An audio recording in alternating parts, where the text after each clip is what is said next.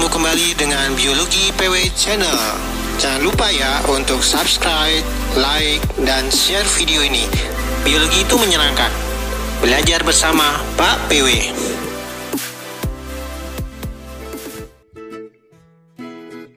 Oke, misalnya saya memiliki suatu judul penelitian ya, pengaruh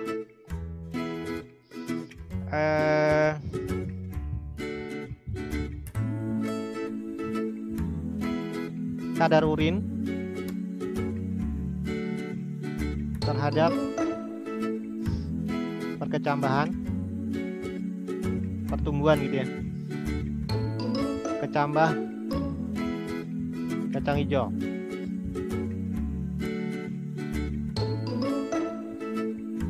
Ya.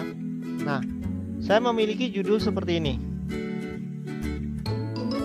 Lalu kalian disuruh menentukan. Yang pertama adalah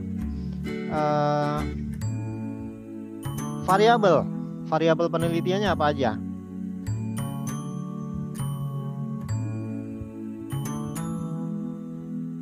Nah, variabel penelitian itu kan ada dua yang utama, ya, variabel bebas dan variabel terikat. Oke. Nah, kalian buat tuh variabel bebasnya apa. Lalu lagi ya, variabel terikat.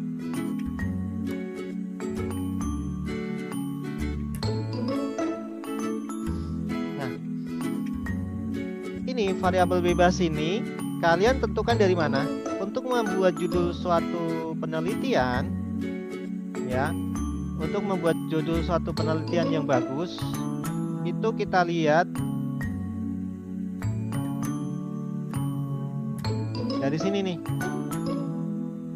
dari judul, dari apa? Dari variabel yang sudah kamu tentukan, ya. Oke, ini judul penelitian itu sudah menggambarkan variabel bebas dan variabel terikat. Nah, kita akan lihat kan ini variabel bebasnya sudah kelihatan nih, kalau pengaruh kadar urin terhadap pertumbuhan kecambah kacang hijau, berarti kan dari variabel bebasnya udah kelihatan tuh, yaitu kadar urin. Oke ya, pada variabel bebasnya kadar urin ya. Kemudian kalau variabel terikatnya apa? Pertumbuhan kacang hijau, pertumbuhan kecambah kacang hijau, itu variabel terikat. Jadi ini judul yang bagus itu sudah memperlihatkan adanya variabel bebas dan variabel terikat. Itu kalau suatu penelitian ilmiah di biologi, ya. Nah, coba kamu bandingkan judul penelitian kamu itu diubah. Misalnya apa ya? Kecambah karena urin, ya, berkecambah karena urin. Nah, itu kan bukan judul suatu penelitian, tetapi mungkin judul suatu artikel, ya. Tapi pada intinya maksudnya sama, itu ya. Urin itu nanti akan berpengaruh pada kecambah. Tapi kalau kamu perumusan judulnya dikatakan di sini ada pengaruh, ya. Nah, itu orang ketika membaca judul kamu itu sudah paham, oh, yang diukur itu nanti adalah apa sih pengaruhnya kadar urin terhadap kecambah, mempercepat atau memperlambat, ya. Jadi orang akan tahu tuh tujuan dari penelitian kamu itu dilihat dari judul, kemudian variabel bebasnya juga udah ketahuan, variabel terikatnya udah ketahuan. Tapi beda tadi dengan judul yang saya ajukan yang kedua, yaitu kecambah karena urin. Nah, beda kan? Maknanya beda. Itu judul suatu artikel atau tulisan biasa itu ya. Nah, nanti kamu bercerita di situ. Tapi kalau ini, nah, kalau ada pengaruh kadar urin terhadap pertumbuhan kecambah kacang hijau, berarti kan di sini ada objek. Ya. Objeknya apa? Objeknya adalah kita sebutkan adalah populasi ya. Populasi penelitian apa? ya. Berarti kan populasi penelitian itu adalah sekumpulan kacang hijau kan, itu mau menjadi populasi, jadi total kacang hijau yang akan dibutuhkan. Lalu kita akan tentukan sampelnya. Sampelnya apa? Sampel penelitian.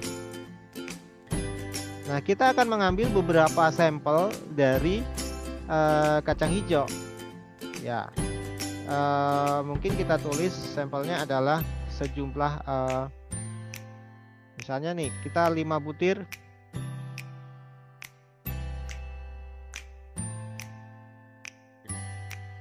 kacang hijau. Ya, jadi kacang hijau itu dibagi-bagi dari populasi penelitian ini. Ya, atau kita ambil 100 butir ya, kita ambil sampel 100 butir kacang hijau dari seluruhan populasi kacang hijau ya. Nah, dari sampel ini nanti kita akan buat perlakuan nih, atau variabel bebasnya apa? Kadar urin. Nah, ini kan kadar urin, misalnya kita buat 0%. Oke. Terus kita tambah lagi 25%. Terus misalnya 50%.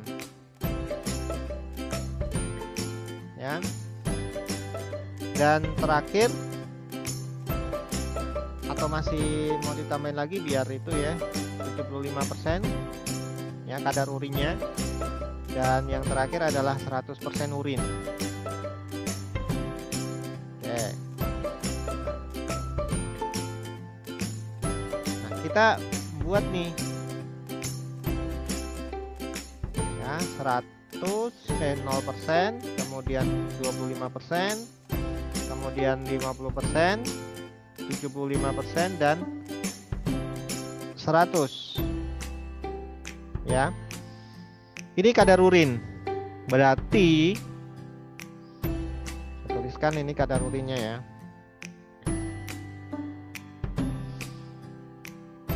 Jadi sampel itu diberi perlakuan masing-masing ya. Nah, maka kita dari 100 butir biji kacang hijau ini, kita kalau mau beri kadar urin 0%, 25%, 50%, 75%, 100%, kan berarti 100 dibagi berapa ini? Dari 100 sampel yang kita ambil, kalau kita bagi-bagi menjadi ini 100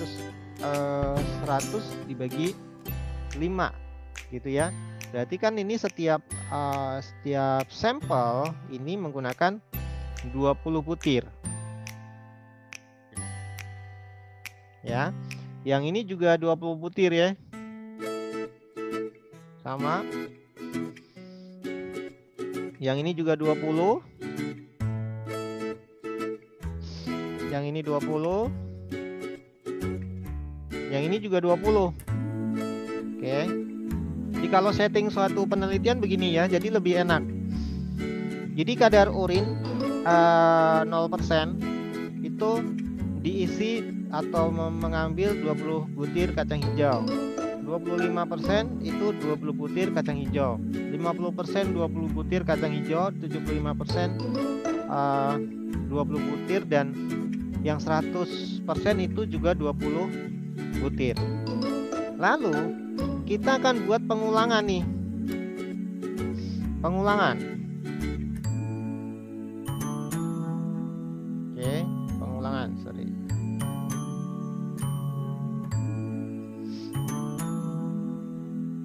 Nah, pengulangannya mau berapa kali?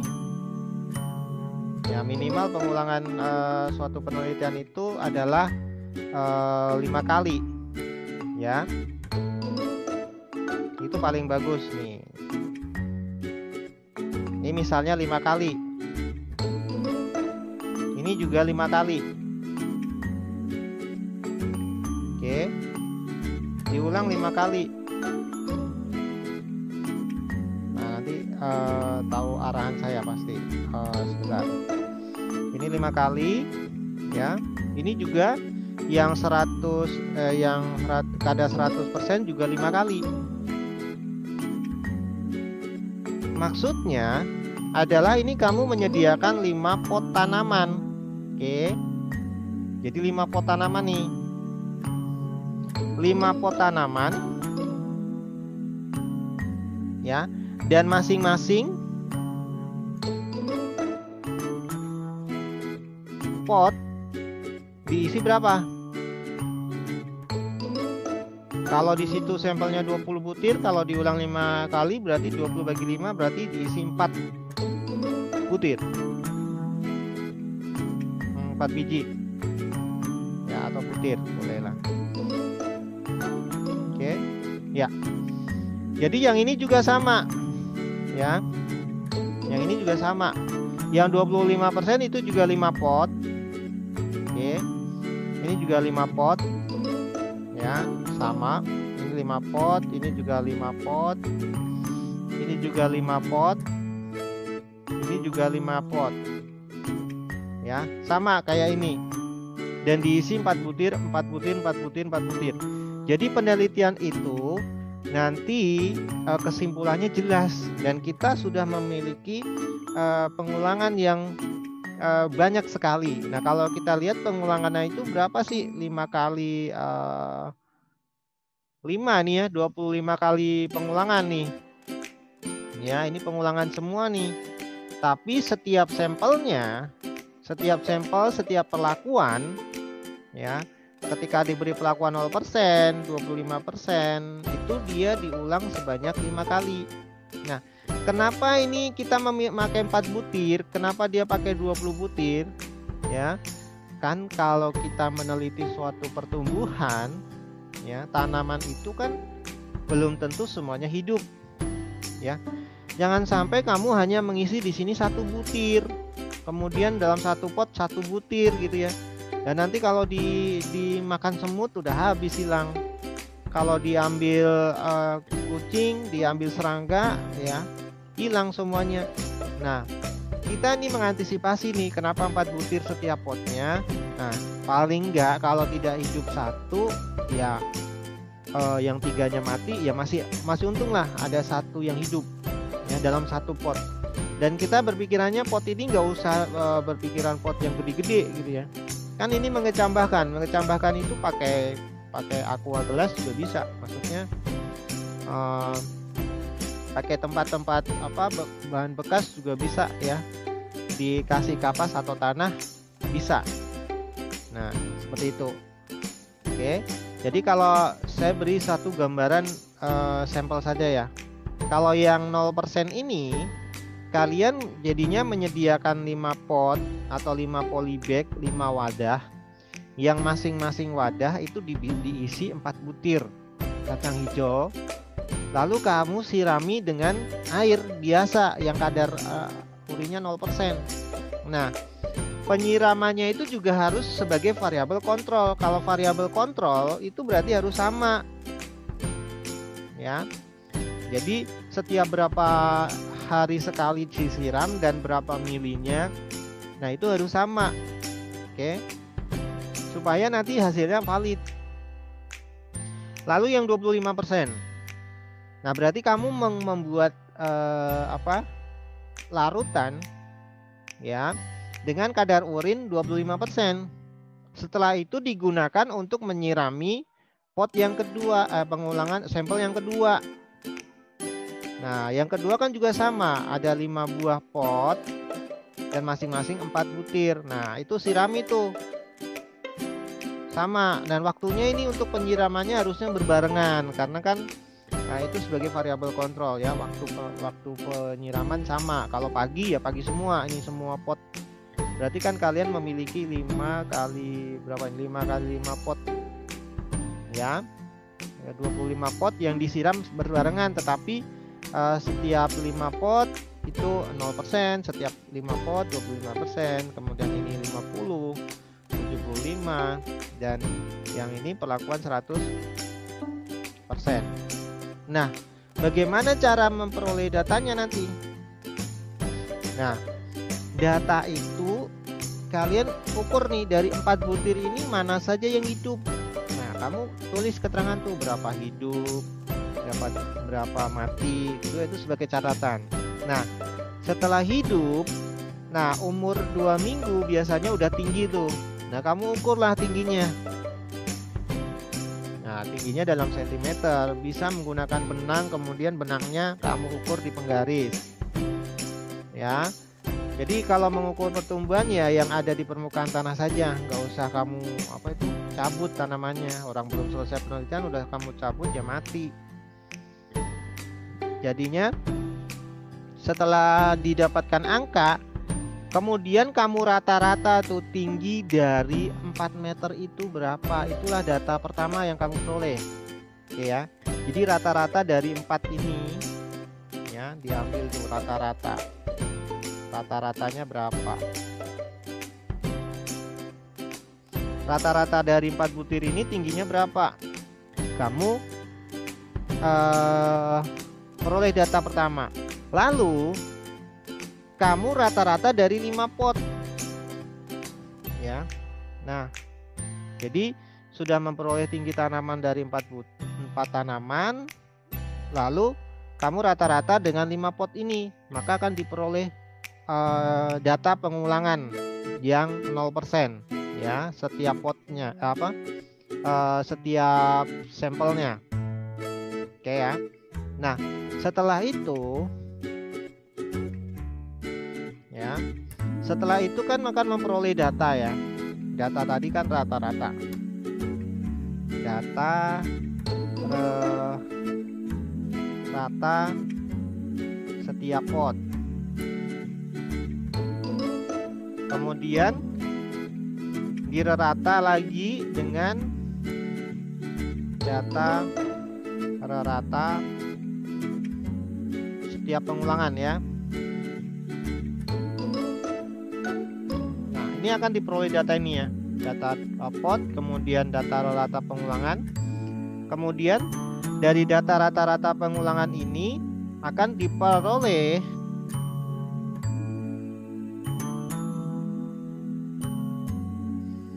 data sampel 0%. Berapa? Ya, akan diperoleh hasilnya ya. Kemudian yang berikutnya akan diperoleh juga data sampel yang 25% berapa?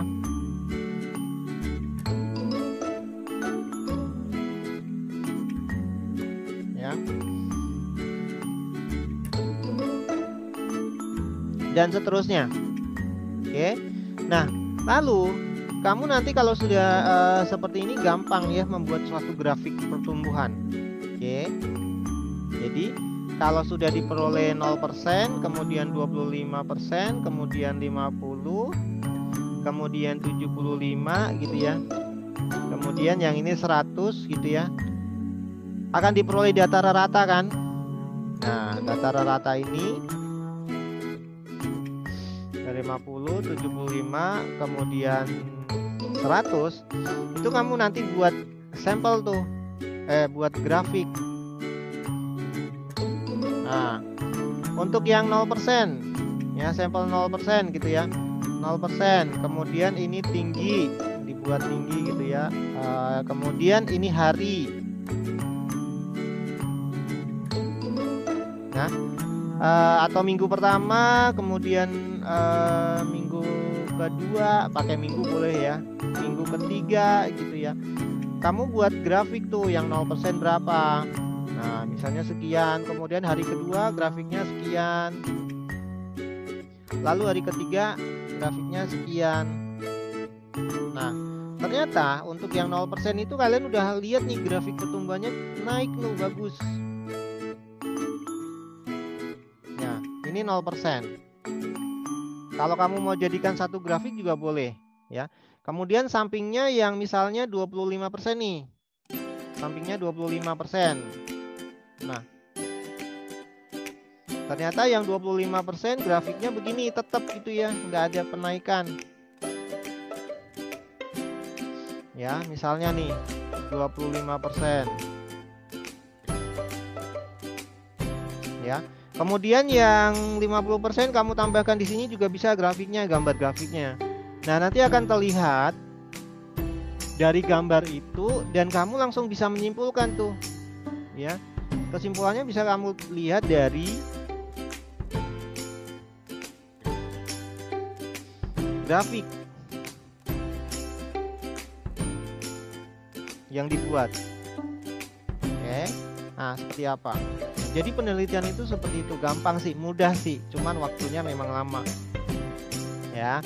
Nah, sekarang tinggal kamu nanti bisa memilih judul yang seperti apa, cari judul yang simple, kemudian kamu bisa lakukan di rumah.